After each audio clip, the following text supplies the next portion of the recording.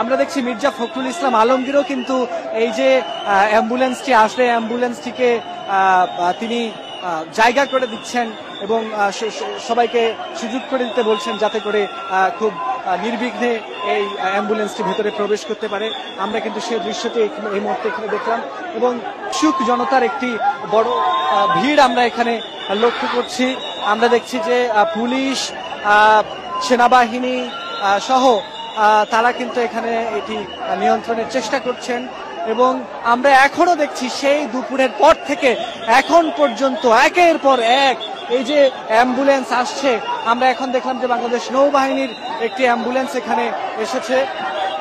বড় যে বিষয়টি, এই যে মির্জা ফখরুলও কিন্তু হাত তুলে সবাইকে আহ্বান জানাচ্ছেন যাতে করে এখানে কেউ বিশৃঙ্খলা না করে। মির্জা ফখরুল ইসলাম আলমগীর তিনি বাংলাদেশের একজন জাতীয় নেতা।